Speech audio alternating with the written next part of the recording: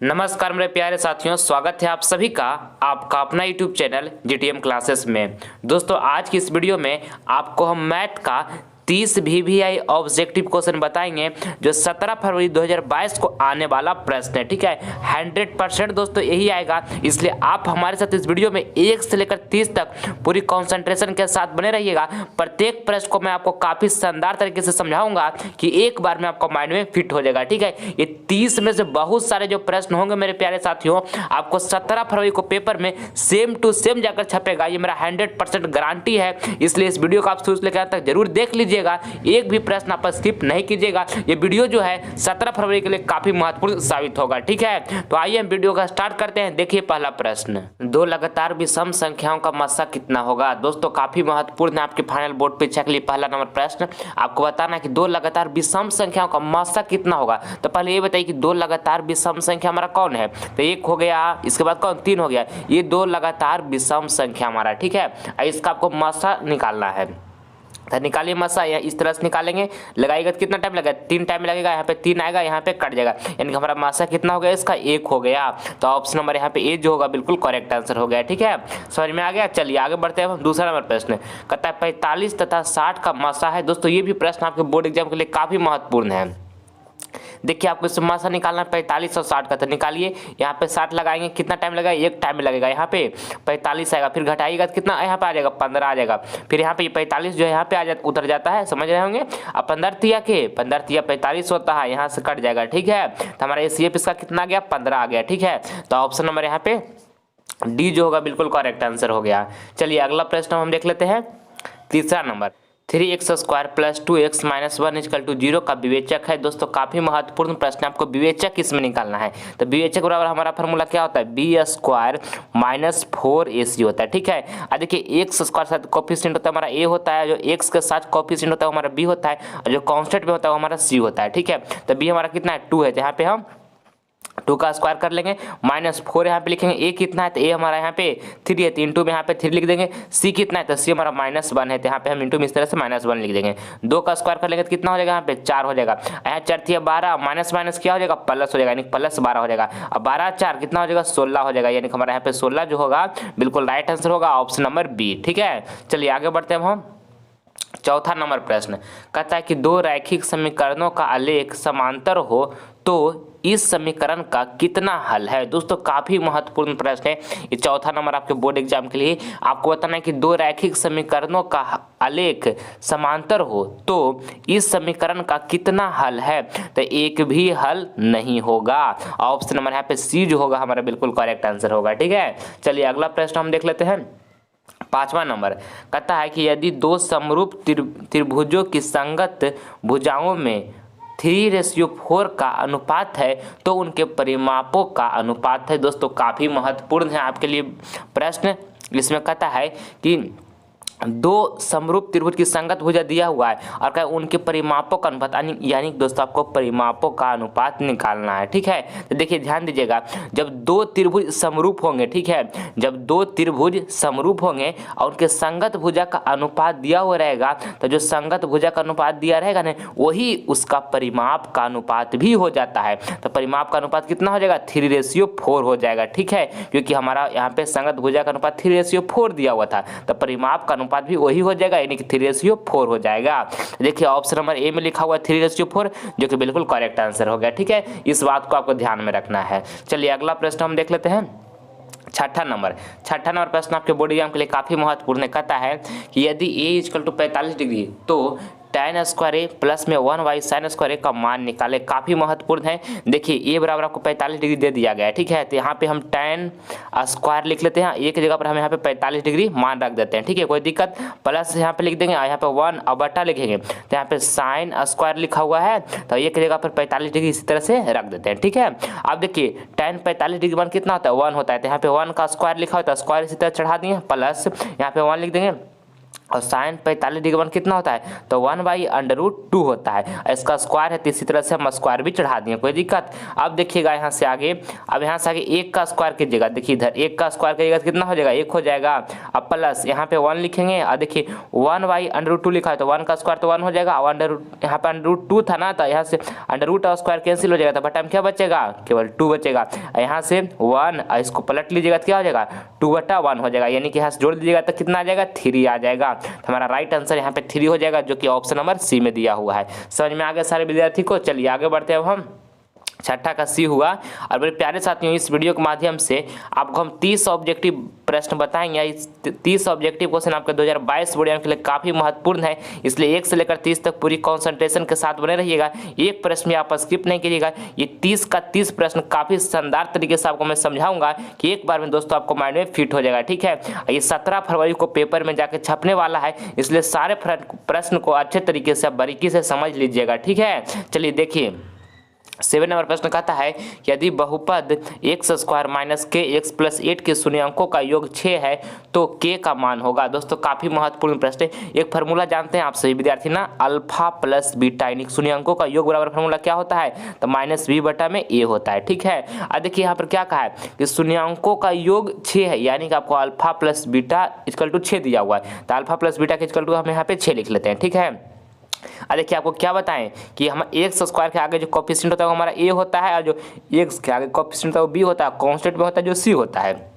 हमारा b यहाँ पर कितना है, -k है, ठीक है। तो यहाँ पे माइनस फार्मूला में पहले था तो लिख दिए, और b की जगह पर हम -k इस तरह से लिख देते हैं। और a कितना, x² के आगे कोफिशिएंट कुछ भी नहीं था, यानी कि 1 है, तो यहाँ पे 1 लिख देते हैं। तो आपको क्या यहाँ से k का मान क्या होगा पता करना है ना, तो यहाँ पे 6 लिख देंगे, और माइनस यहाँ पर क्या हो जाएगा, प्लस हो जाएगा, यानी कि k बराबर हमारा कितना आ गया, 6 आ गया। तो ऑप्शन नंबर यहाँ पे डी जो होगा बिल्कुल करेक्ट आंसर हो गया, ठीक है। चलिए अगला प्रश्न हम देख लेते हैं।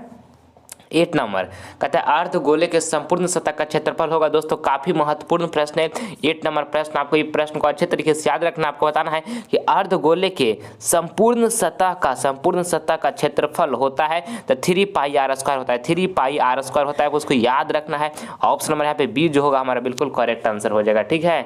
चलिए अगला प्रश्न हम देख लेते हैं। 9 नंबर कहता है एक पहिए का व्यास 40 सेंटीमीटर है तो 176 मीटर की दूरी तय करने में इसे कितने चक्कर लगाने पड़ेंगे। दोस्तों काफ़ी महत्वपूर्ण प्रश्न है 9 नंबर। देखिए एक फार्मूला होता है, फार्मूला पर बनेगा एक d बराबर फार्मूला होता है, कहने मतलब डिस्टेंस बराबर फार्मूला क्या होता है, तो 2πrn होता है, ये फार्मूला होता है। और हमारा यहाँ पर देखिए दूरी कितना दिया हुआ है, 176 मीटर दिया हुआ है, और हमको कितने चक्कर लगाने पड़ेंगे, यानी कि आपको एन यहाँ से निकालना है। तो दूरी यहाँ पर डिस्टेंस कितना दिया हुआ है, 176 मीटर दिया हुआ है, तो लिख देते हैं यहाँ बराबर लिख देंगे 2। यहाँ पर पाई का मान कितना हो जाएगा, 22/7, 22/7 लिख देंगे। और देखिए हमको व्यास यहाँ पे दिया हुआ है 40 सेंटीमीटर, तो यहाँ पर त्रिज्या कितना हो जाएगा, 20 सेंटीमीटर, क्योंकि व्यास का आधा जो होता है त्रिज्या होता है, तो 20 सेंटीमीटर यहाँ पे हमारा कितना हो जाएगा, त्रिज्या हो जाएगा, ठीक है।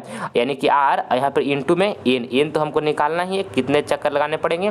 अब देखिए यहाँ पर 20 सेंटीमीटर जो हम लिखे हैं त्रिज्या, ये हमारा सेंटीमीटर में, तो इसको हम 100 से भागा देकर मीटर में कन्वर्ट कर लेते हैं, ठीक है। क्योंकि दोनों साइड बराबर की, इस साइड हमको जो यूनिट है समान में रखना है, तो इस साइड भी मीटर में हो गया, अब इस साइड भी मीटर में हो गया, तब कोई दिक्कत नहीं है, ठीक है। चलिए यहाँ से काटिए तो 20 बचे 100 हो जाएगा। यहाँ से 22 से काटेगा तो कितना टाइम में कट जाएगा, 8 टाइम में कटेगा। फिर अब कदर कटेगा 2 से काटेगा तो कितना टाइम में, 4 टाइम में कट जाएगा। यानी कि हमको यहाँ से आ जाएगा 4 बराबर, यहाँ से कितना हो गया, 4 बराबर एन, और यहाँ पर बट्टा में कितना आ जाएगा, 7 बचे के 35 ही, ठीक है। तो आप एन बराबर आप निकालिएगा, तो यहाँ से 35 को भागा में तो बराबर को उस साइड भेज देंगे तो गुना में चला जाएगा, यानी कि 4 × 35 करेंगे तो कितना आ जाएगा, 140 आ जाएगा। यानी कि हमको एन बराबर कितना आ गया, 140 आ गया। कितने चक्कर लगाने पड़ेंगे, तो 140 चक्कर लगाने पड़ेंगे। ऑप्शन नंबर यहाँ पे ए जो होगा बिल्कुल हमारा करेक्ट आंसर हो गया, ठीक है। समझ में आ गया सारे विद्यार्थी को। चलिए आगे बढ़ते हैं। अब 10 नंबर पास देखिएगा, कहता है कि cos 90 - थीटा = भाट। दोस्तों आपको बताना कि cos 90 डिग्री - थीटा = भाट, तो क्या होता है, साइन थीटा होता है। आपको इसको याद रखना है कि cos 90 - थीटा साइन थीटा होता है। ऑप्शन नंबर यहाँ पे सी जो होगा बिल्कुल हमारा करेक्ट आंसर हो जाएगा, ठीक है। चलिए अगला प्रश्न हम देख लेते हैं। 11 नंबर कहता है कि जब एपी के प्रथम पद 2 तथा सार्वंतर 3 हो तब एपी के 3 पद होंगे। दोस्तों काफी महत्वपूर्ण प्रश्न, 11 नंबर आपके बोर्ड एग्जाम के लिए। देखिए कहता है एपी के प्रथम पद यहाँ पे 2 दे दिया है और सार्वंतर 3 दे दिया है, कहता है तब एपी के 3 पद होंगे। तो देखिए प्रथम पद तो हमारा 2 यहाँ पे मालूम है, ये है, और आगे हमको 3 पद तक आपको पता करना है। तो हमारा सार्वंतर कितना है 3 है, तो 2 में 3 जोड़ दीजिएगा कितना हो जाएगा 5 हो जाएगा, फिर से 5 में 3 जोड़ दीजिए तो कितना हो जाएगा 8 हो जाएगा, यानी कि 3 पद हमारा कौन होंगे 2 5 8 होगा। कौन ऑप्शन में लिखा हुआ है 2 5 8 बी में लिखा हुआ है, तो ऑप्शन नंबर यहाँ पे बी जो होगा बिल्कुल करेक्ट आंसर हो जाएगा। ठीक है, समझ में आ गया। चलिए अगला प्रश्न हम देख लेते हैं 12 नंबर। कहता है कि यदि थीटा इक्वल टू 30 डिग्री हो तो 2 cos 2 थीटा का मान ज्ञात करें। दोस्तों काफी महत्वपूर्ण प्रश्न है 12 नंबर आपके बोर्ड एग्जाम के लिए। देखिए थीटा बराबर आप 30 डिग्री दिया हुआ है और आपको 2 cos 2 थीटा का मान ज्ञात करने के लिए कहा है। तो थीटा बराबर जो हमारा 30 डिग्री है तो 2 थीटा बराबर कितना हो जाएगा, तो 2 थीटा बराबर 60 डिग्री हो जाएगा मेरे प्यारे साथियों। ठीक है, अब यहाँ से आगे देखिएगा तो यहाँ 2 लिखेंगे, यहाँ पे cos लिख देंगे और 2 थीटा बराबर कितना हम लाए 60 डिग्री लेकर आए, तो 2 थीटा की जगह पर हम यहाँ पे 60 डिग्री रख देंगे। ठीक है, तो cos 60 डिग्री मान कितना हो जाएगा 1/2 हो जाएगा, तो 2 से 2 कैंसिल हो जाएगा, तो यहाँ पर हमारा कितना आ गया 1 आ गया, यानी कि हमारा राइट आंसर यहाँ पे ऑप्शन नंबर ए हो जाएगा। ठीक है, समझ में आ गया सारे विद्यार्थी को ना। चलिए आगे बढ़ते हैं हम 13 नंबर प्रश्न देखिएगा। कहता है कि 21, 18, 15 डॉट डॉट का कौन सा पद शून्य है। दोस्तों काफी महत्वपूर्ण प्रश्न है 13 नंबर आपके बोर्ड एग्जाम के लिए। देखिए आपको यहाँ पर कहा है 21, 18, 15 का कौन सा पद शून्य है, यानी कि आपको टीएन बराबर बाबू टीएन बराबर दे दिया है 0। ठीक है, और आपको एन यहाँ से फाइंड करना है। क्या आपको फाइंड करना है, एन आपको यहाँ से फाइंड करना है। तो एक फार्मूला होता है टीएन बराबर, आप इसको याद रखिएगा। टीएन बराबर फार्मूला क्या होता है, तो ए प्लस एन माइनस 1 और इंटू में क्या होता है डी होता है, ये हमारा टीएन बराबर फार्मूला होता है। ठीक है, अब हमारा टीएन कितना दिया हुआ है 0, तो यहाँ पे 0 रख देते हैं। और देखिए ए करने के बाद प्रथम पद कितना दिया हुआ 21 दिया हुआ है, तो यहाँ पे हम 21 लिख देंगे। अब प्लस हमको एन तो निकालना ही है, तो एन माइनस 1 इसी तरह से रह देते हैं। और डी हमारा कितना है, देखिए आपको साइड में बताते हैं डी निकाल के। डी बराबर फार्मूला हमारा क्या होता है, तो T2 माइनस T1 होता है। तो डी निकाल T2 हमारा कितना है 18 है, तो यहाँ पे 18 रख देते हैं। T1 कितना है, T1 21 है, तो यहाँ पे माइनस 21 लिखेंगे। अब घटाइएगा तो यहाँ तो 18 माइनस 21 कटेगा कितना देगा -3 आ जाएगा, यानी कि डी बराबर हमारा कितना आ गया -3 आ गया। ठीक है, अब देखिए 21 को बराबर के हम इस साइड लेकर चलाते हैं, तो बराबर के उस साइड प्लस में था, तो बराबर के इस साइड आके क्या माइनस में हो जाएगा ना, समझ रहे होंगे। यहाँ पर एन माइनस 1 लिखकर इंटू में -3 इसी तरह से रहने देते हैं, यहाँ तक कोई दिक्कत। अब देखिएगा यहाँ से आगे समझिएगा, -3 को गुना में तो बराबर के उस साइड इसको लेकर चल जाते हैं, तो यहाँ पर क्या में आ जाएगा भागा में इस तरह से आ जाएगा, कोई दिक्कत। यहाँ से एन माइनस 1 इसी तरह से रह जाएगा, माइनस माइनस कट जाएगा, यहाँ से काटिएगा 3 सत्ते के 21 7 आ जाएगा। अब यहाँ से देखिए 1 जो लिखा था बराबर के उस साइड भेज देंगे तो +1 हो जाएगा, 7 + 1 हो जाएगा। तो हमारा एन बराबर यहाँ से कितना आ जाएगा, एन बराबर हमको यहाँ से आ जाएगा 8, यानी कि हमारा एन बराबर 7 + 1 की जगह तो 8 हो जाएगा ना। तो एन बराबर कितना आया 8। आपसे पूछा गया था कि एन बताइए, तो एन हमारा 8 आ गया, यानी कि 8वां पद जो होगा हमारा या ऑप्शन नंबर यहाँ पे सी जो होगा बिल्कुल हमारा करेक्ट आंसर हो जाएगा। सारे विद्यार्थी को समझ में आ गया ना। चलिए आगे बढ़ जाते हैं, अगला प्रश्न देखते हैं बाबू हम 14 नंबर प्रश्न। कहता है यदि घन का एक भुजा 3 सेंटीमीटर हो तो आयतन ज्ञात करें। काफी महत्वपूर्ण प्रश्न है ये 14 नंबर आपके फाइनल बोर्ड परीक्षा के लिए। कहता है कि यदि घन का एक भुजा 3 सेंटीमीटर हो तो आयतन ज्ञात करें। तो देखिए घन का आयतन बराबर फार्मूला क्या होता है, तो भुजा क्यू होता है। ठीक है, क्या होता है भुजा क्यू, तो भुजा क्यू इस तरह से हम लिख लिए। हमको घन का एक भुजा यहाँ पे कितना दिया हुआ है 3 सेंटीमीटर दिया हुआ है, तो आयतन हम निकाल लेंगे। तो यहाँ से निकालिए आयतन, तो यहाँ पर कितना हमारा भुजा दिया हुआ 3 सेंटीमीटर, 3 सेंटीमीटर लिख कर यहाँ पे हम क्यू कर देंगे। अब आगे देखिएगा तो यहाँ पर लिखेंगे 3 सेंटीमीटर 3 बार क्यों ना है, तो 3 सेंटीमीटर हमको 3 बार गुना करना पड़ेगा, समझ गए बाबू। तो यहाँ से गुना कीजिएगा 3 तिया के 9 और 9 तिया के 27 और सेंटीमीटर 3 बार गुना कीजिएगा क्या हो जाएगा सेंटीमीटर क्यू हो जाएगा। हमारा राइट आंसर यहाँ पर 27 सेंटीमीटर क्यू हो जाएगा। ऑप्शन नंबर सी यहाँ पे बिल्कुल करेक्ट आंसर हो जाएगा। ठीक है, और भूल से भी एग्जाम में बाबू 27 सेंटीमीटर स्क्वायर आंसर मत लगा कर आइएगा, हड़बड़ में गड़बड़ मत कीजिएगा, क्योंकि देखिए यहाँ पे सेंटीमीटर 3 बार गुना हो रहा है ना, तो सेंटीमीटर का पावर कितना होगा 3 होगा। ठीक है, तो 27 सेंटीमीटर क्यू जो होगा हमारा बिल्कुल राइट आंसर होगा ऑप्शन नंबर सी। इस बात को ध्यान में रखना है, एग्जाम में गलती नहीं करना है। ठीक है बाबू, चलिए आगे देखते हैं हम 15 नंबर प्रश्न देखिएगा, कहता है कि वृत्त का क्षेत्रफल का सूत्र क्या होता है। दोस्तों काफी महत्वपूर्ण प्रश्न है, आपको बताना है कि वृत्त का क्षेत्रफल का सूत्र क्या होता है। तो वृत्त का क्षेत्रफल का सूत्र पाई आर स्क्वायर होता है, ठीक है। ऑप्शन नंबर यहाँ पे बी जो होगा बिल्कुल करेक्ट आंसर हो जाएगा। आप सारे विद्यार्थी इस प्रश्न को याद रखिएगा। और जब आपसे पूछ देगा कि वृत्त का परिधि क्या होता है, तो वृत्त का परिधि जो होता है वो 2 पाई आर होता है। 2 पाई आर होता है हमारा वृत्त का परिधि, ये भी आपको साथ में याद रखना है, ठीक है। चलिए अगला प्रश्न हम देख लेते हैं। 16 नंबर प्रश्न काफी महत्वपूर्ण है आपके बोर्ड एग्जाम के लिए, ध्यान से प्रश्न को समझिएगा।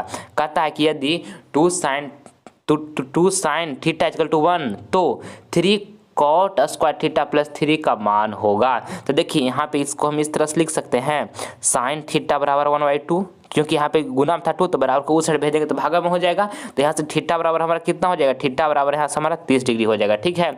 अब देखिएगा यहाँ पे 3 लिख देंगे और कॉट स्क्वायर थीटा लिखा हुआ है ना, तो यहाँ पे कॉट लिखेंगे और थीटा बराबर हम कितना 30 डिग्री निकाल कर लाए हैं, तो यहाँ पे स्क्वायर है तो यहाँ पे 30 डिग्री हम लिख देंगे और प्लस यहाँ पे जो 3 लिखा हुआ है इसी तरह से हम लिख देंगे, कोई दिक्कत। अब देखिए यहाँ पे हम 3 लिख लेंगे और कॉट 30 डिग्री का मान कितना होता है, तो √3 होता है, तो √3 लिख दिए और इसका स्क्वायर चढ़ाए तो स्क्वायर चढ़ा दिए, प्लस यहाँ पे 3 लिख दिए, ठीक है। अब देखिएगा तो यहाँ पे 3 लिखेंगे और देखिए स्क्वायर √ यहाँ पर कैंसिल हो जाएगा, तो यहाँ पर क्या बचेगा 3 बचेगा, प्लस यहाँ पे 3 बचेगा, तो यहाँ से 3 3 के 9 है प्लस क्या 3, यहाँ से जोड़ दीजिएगा 9 और 3 कितना हो जाएगा 12 हो जाएगा। तो हमारा राइट आंसर यहाँ पे ऑप्शन नंबर ए हो गया, ठीक है। समझ में आ गया सारे विद्यार्थियों को ये प्रश्न। चलिए अगला प्रश्न हम देख लेते हैं।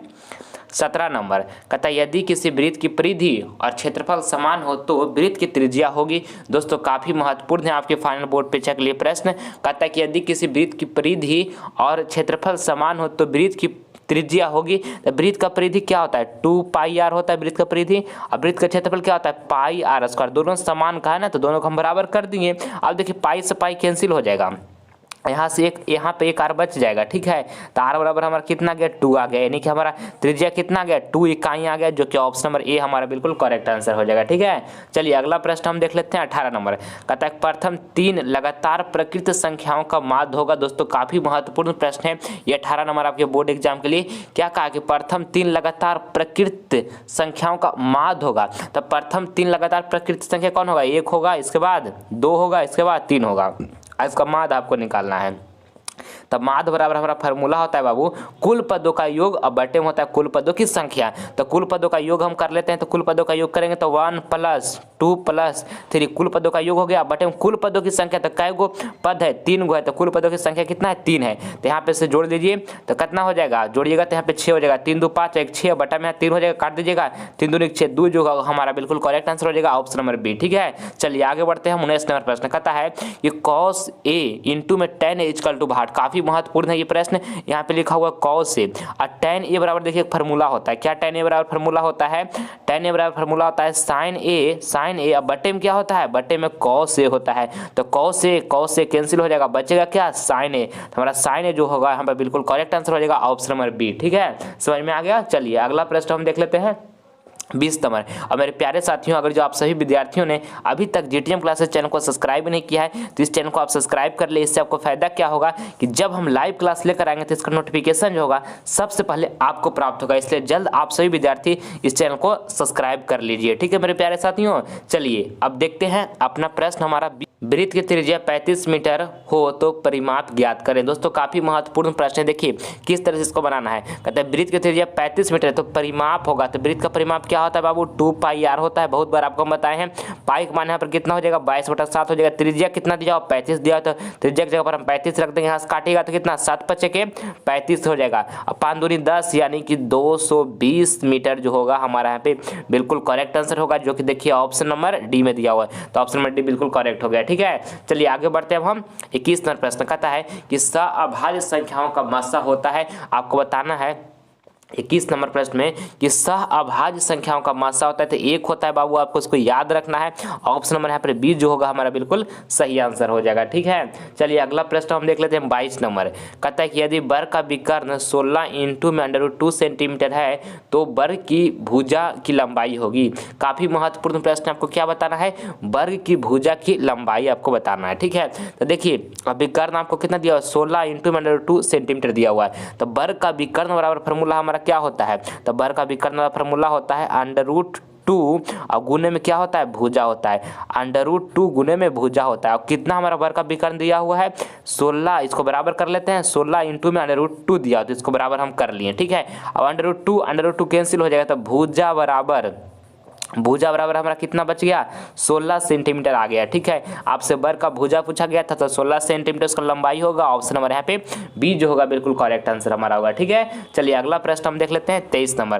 कहता है कि एक सिक्का को उछलाने पर पट आने की प्रायिकता होगी। दोस्तों काफी महत्वपूर्ण प्रश्न आपको बताना है कि एक सिक्का को उछलाने पर पट आने की प्रायिकता होगी, तो 1/2 होगा, ठीक है। ऑप्शन नंबर यहाँ पर बी जो होगा हमारा बिल्कुल करेक्ट आंसर हो जाएगा। आप इस प्रश्न को अच्छे से ध्यान में रखिएगा, ठीक है। चलिए अगला प्रश्न हम देख लेते हैं, 24 नंबर। कहता है कि निम्नलिखित में से कौन सबसे छोटी संयुक्त संख्या है। आपको बताना है प्रश्न में कि निम्नलिखित में से कौन सबसे छोटी संयुक्त संख्या है, तो 4 है, ठीक है। ऑप्शन नंबर यहाँ पे डी जो होगा हमारा बिल्कुल करेक्ट आंसर हो जाएगा। आप इसको याद रखिएगा कि निम्नलिखित में से सबसे छोटी संयुक्त संख्या कौन है, तो 4 है। ऑप्शन नंबर डी यहाँ पे बिल्कुल करेक्ट आंसर हो गया। चलिए अगला प्रश्न हम देख लेते हैं, 25 नंबर। और मेरे प्यारे साथियों, अगर जो आप सभी विद्यार्थी का टारगेट है कि मुझे फाइनल बोर्ड परीक्षा में 480 प्लस मार्क्स प्राप्त करना है अब 2022 बोर्ड में, तो अब आपके पास समय बहुत कम बचा है। तो जितना आप पढ़ें उसको बार बार रिवीजन कीजिए बाबू। जो पॉइंट अभी तक ऑल सब्जेक्ट में ऑब्जेक्टिव सब्जेक्टिव जो भी आप पढ़ें उसको बार बार रिवीजन कीजिए। और एक बात को आपको ध्यान में रखना है, हिम्मत नहीं हारना है बाबू कि हमारा तैयारी नहीं हुआ है, साइंस नहीं पता चल रहा है, हिंदी नहीं, मैथ नहीं, हम क्या करें लास्ट टाइम में, ऐसा हिम्मत नहीं हारना है बाबू। अपने आप पर आत्मविश्वास रखना है, अपने आप पर कॉन्फिडेंस रखना है। आपके पास बहुत शक्ति है, बहुत क्षमता है, आप इस दुनिया में बहुत कुछ कर सकते हैं, ठीक है। इसलिए हिम्मत नहीं हारना कि हमारी तैयारी नहीं, हम एग्जाम हमारा अच्छा जाएगा कि नहीं जाएगा, वो सब कुछ भी मत सोचिए बाबू। बस आप एक बात सोचिए कि जितना हम अभी तक पढ़ चुके हैं उन सभी पॉइंट्स को हम जल्दी जल्दी सारा पॉइंट को रिवीजन कर जाएं। अब 2022 बोर्ड में काफी शानदार प्रदर्शन कीजिएगा। आपके माता पिता का आशीर्वाद आपके साथ बना है, आपका गुरु का आशीर्वाद आपके साथ बना हुआ है, तो डरने की क्या बात है, पूरी हिम्मत रखिए। आप तैयारी की है, 1 साल पढ़े हैं, तो डरिए मत बाबू, जाइए एग्जाम में शानदार प्रदर्शन कीजिए। हमारा आशीर्वाद आप सभी विद्यार्थियों को साथ बना रहेगा, आपके माता पिता का आशीर्वाद आपके साथ है, तो डरने की कोई बात नहीं है, ठीक है। जितना पढ़े हैं सारा पॉइंट्स को रिवीजन कर जाइए बाबू। 2022 बोर्ड में काफी शानदार प्रदर्शन कीजिए। जिस दिन रिजल्ट आएगा उस दिन माँ पिता की आंखों में खुशी के आंसू बहाना है। इस बात को आप बहुत बार हम आपको बता चुके हैं पहले, ठीक है। तो जो हम अपने आप से टारगेट अपना हम बनाए हैं उस टारगेट को मुझे अचीव करना है, ठीक है। जो हम लक्ष्य निर्धारित किए हैं उसको मुझे अचीव करना है, ठीक है। अगर जो आप सब्जेक्टिव का देखना चाहते हैं हमारा वीडियो, तो डिस्क्रिप्शन में लिंक मिल जाएगा, या प्लेलिस्ट में भी जाकर आप देख सकते हैं। उसमें हम वही प्रश्न बताए हैं जो आपके 2022 बोर्ड एग्जाम के लिए काफी महत्वपूर्ण है। इसलिए एक बार जाने एग्जाम देने से पहले बाबू उन वीडियो को देख लीजिएगा, काफी मदद मिलेगा। अगर जो सब्जेक्टिव में आपको थोड़ा बहुत भी ऑल सब्जेक्ट का आपको बता रहे हैं दिक्कत होगा, तो डिस्क्रिप्शन में लिंक है, या तो प्लेलिस्ट में हमारा जाकर आप देख सकते हैं। एग्जाम देने से एक बार देखकर उस वीडियो को जाइएगा बाबू, आपको काफी मदद मिलेगा 2022 बोर्ड एग्जाम में, ठीक है। और अपने अंदर कॉन्फिडेंस बनाने रखिएगा, हमेशा कॉन्फिडेंस को लूज नहीं कीजिएगा बाबू, आत्मविश्वास अपने आप पर रखिएगा। 2022 बोर्ड में काफी शानदार प्रदर्शन कीजिएगा और आपका आत्मविश्वास बहुत आपको बोर्ड एग्जाम में मदद करेगा, ठीक है। इसलिए अपने आप को हिम्मत को खोना नहीं है, ठीक है। चलिए देखिए 25 नंबर प्रश्न देखिएगा। कहता है 2, 10 और 20 के लसा और मसा का अनुपात है, काफी महत्वपूर्ण है। पहले हम लसा निकालते हैं, इसके बाद मसा का, दोनों का अनुपात निकालेंगे, ठीक है। तो यहाँ पे 2 है, इसके बाद क्या है 10 है, इसके बाद 20 है। इसका लसा निकालेंगे तो यहाँ 2 से लगाएंगे, कितना टाइम कटेगा, 1 टाइम कटेगा। और यहाँ पे 2 बचे के 10, यहाँ पे 2 दहें के 20, और फिर कितना लगेगा बाबू 5 लग जाएगा। यहाँ पे 1 हो जाएगा, यहाँ पे भी 1 हो जाएगा, यहाँ 5 दूनी के 10 हो जाएगा। अब 5 दूनी 10, या यहाँ पे 10 दूनी 20, यानी कि 20 हमारे इसका क्या आ गया 2, 10, 20 का लसा आ गया। मसा यहाँ से निकालेगा तो 2 हो जाएगा, यहाँ पे 10 हो जाएगा। यहाँ से लगाए 2 बच्चे के कितना होता है 10 होता है, तो यहाँ से कट जाएगा। और फिर यहाँ पे कितना 2 आया, तो फिर 2 से लगाएंगे 20 में, तो कितना हो जाएगा 2 दहें के 20 हो जाएगा। यहाँ से 20 कट जाएगा, यानी कि हमारे इसका मसा कितना गया 2 आ गया। अब यहाँ से हमको दोनों का निकालते हैं, क्या अनुपात निकालने के लिए कहा है, तो 20:2 कीजिएगा, तो यहाँ से कट जाएगा, यानी कितना आ जाएगा 10:1 आ जाएगा। जो कि देखिए ऑप्शन नंबर यहाँ पे बी में दिया हुआ 10:1, ऑप्शन नंबर बी हमारा बिल्कुल करेक्ट हो गया, ठीक है। चलिए अगला प्रश्न हम देख लेते हैं 26 नंबर।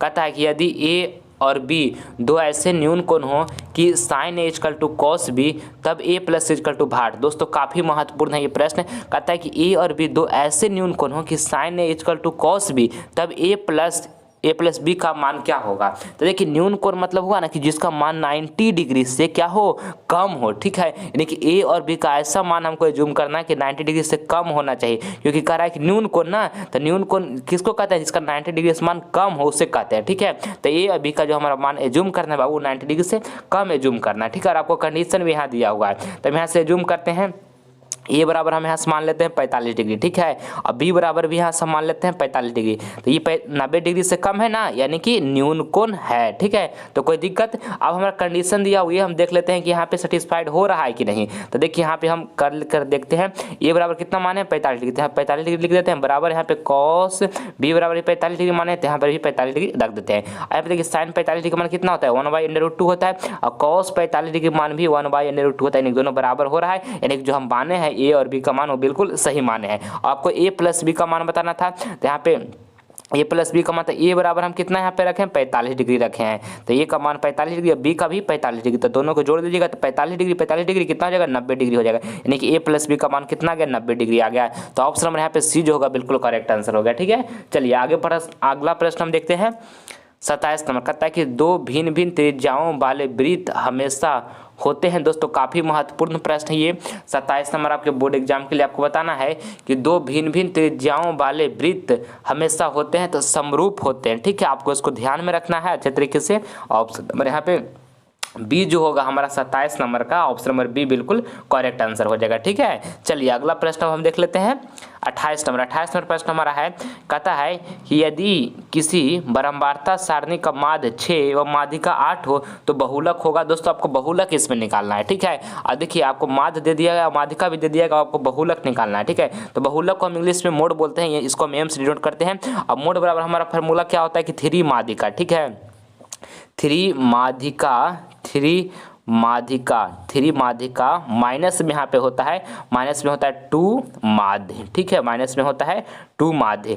तो देखिए हमको मोड निकालना है, यानी बहुलक निकालना है, तो यहाँ से हम एम लिखते थे, और यहाँ पे 3 माध्यिका हमारा कितना दिया बाबू, माध्यिका 8 दिया हुआ है, तो यहाँ पे इंटू में 8 लिख देंगे, और माइनस यहाँ 2 लिख देंगे। अब माध्य कितना दिया बाबू 6 दिया हुआ है, तो इंटू में माध्य यहाँ पे 6 लिख देंगे। अब यहाँ से मोड बराबर निकालेंगे तो 8 3 के 24 हो जाएगा, यहाँ पे 6 दूनी के 12 हो जाएगा। तो एम बराबर यहाँ से निकालेगा तो 24 माइनस कितना कीजिएगा 12 कीजिएगा, कितना देगा 12 आ जाएगा। हमको बहुलक यहाँ से मोड बराबर कितना ज्ञात हो गया 12, जो कि ऑप्शन नंबर बी में दिया हो, तो ऑप्शन नंबर बी यहाँ पे हमारा बिल्कुल करेक्ट आंसर हो गया, ठीक है। चलिए अगला प्रश्न हम देख लेते हैं 29 नंबर। कहता है इसमें कि बिंदु माइनस लिखा है बिंदु, यहाँ पे लिखा हुआ -12 का -18 का भुज है। आपको इसमें भुज बताना है कि भुज कौन है। देखिए -12 जो लिखा हुआ है बाबू ये हमारा भुज है, तो ऑप्शन नंबर यहाँ पे जो ए होगा बिल्कुल हमारा करेक्ट आंसर हो जाएगा, ठीक है। आप इसको ध्यान में रखिएगा। और जब आपसे पूछ देगा कि इसमें कि कोटि कौन होगा, तो कोटि कौन होगा बताइए, -18 जो लिखा हुआ है ना ये कोटि हमारा हो जाएगा, ठीक है। इस बात को आपको ध्यान में रखना है। चलिए अगला प्रश्न हम देख लेते हैं। अगला प्रश्न 30 नंबर कहता है कि चक्रीय चतुर्भुज के सम्मुख कोणों का योग कितना होता है। दोस्तों काफी महत्वपूर्ण है, वेरी इंपॉर्टेंट प्रश्न है आपके बोर्ड एग्जाम के लिए। आपको बताना है कि चक्रीय चतुर्भुज के सम्मुख कोणों का योग कितना होता है, तो 180 डिग्री होता है बाबू। आपको इसको अच्छे तरीके से याद रखना है। ऑप्शन नंबर यहाँ पे सी जो होगा बिल्कुल करेक्ट आंसर हो जाएगा। चक्रीय चतुर्भुज के सम्मुख कोणों का योग 180 डिग्री होता है, इसको आप याद कर लीजिए, आपके बोर्ड एग्जाम के लिए काफी महत्वपूर्ण है। चलिए अगला प्रश्न जो है आपका HW का प्रश्न है। ये प्रश्न आप सभी विद्यार्थियों को मैं होमवर्क दे रहा हूँ, इसका जवाब कमेंट बॉक्स में दीजिएगा, जो आंसर आपको बिल्कुल सही लगेगा, ठीक है। आपको बताना है ये प्रश्न में कि रैखिक बहुपद के शून्यंक की संख्या होती है। ऑप्शन एम लिखा है 1, बी में लिखा है 2, सी में लिखा है 3 और डी में लिखा है इनमें से कोई नहीं। तो जो आंसर इसमें सही लगेगा उसका कमेंट में जवाब दीजिएगा बाबू। आप सभी विद्यार्थी का कमेंट का हम प्रतीक्षा करेंगे, ठीक है। और अगर जो ये वीडियो आपको पसंद आया तो इस वीडियो को दिल से एक लाइक कर दें, और इस वीडियो को ज़्यादा से ज़्यादा अपने फ्रेंड के पास भी शेयर करें, ताकि इस वीडियो के माध्यम से आपका फ्रेंड भी कुछ नॉलेज ग्रहण कर सके। और दोस्तों अगर जो अभी तक आप सभी विद्यार्थी GTM क्लास परिवार से नहीं जुड़े हैं तो जुड़ जाइए। इससे आपको फायदा क्या होगा, जब हम लाइव क्लास लेकर आएंगे इसका नोटिफिकेशन जो होगा सबसे पहले आपको प्राप्त होगा, ठीक है। और हर हालत में बाबू 480 प्लस मार्क्स प्राप्त करना है। हिम्मत नहीं हारना, हिम्मत अपने आप में रखिएगा बाबू। डरिएगा मत कि हमारा एग्जाम आ गया हम डर रहे हैं, डरना नहीं है बाबू, ठीक है। जो डर गया सो मर गया, ठीक है। इस बात को आपको ध्यान में रखना है, इसलिए आपको डरना नहीं है, अपने आप पर कॉन्फिडेंस रखना है, आत्मविश्वास रखना है। आपका माता पिता का आशीर्वाद आपके साथ है, आपके गुरु के आशीर्वाद साथ है आपके साथ। जाइए एग्जाम में बाबू 2022 बोर्ड में काफी शानदार प्रदर्शन कीजिएगा, ठीक है। हिम्मत नहीं हारना है, 480 प्लस मार्क्स लाना है तो लाना है, ठीक है। मिलते हैं हम आपसे अगले वीडियो में, तब तक के लिए जय हिंद, जय भारत। मन से पढ़ाई करते रहिए।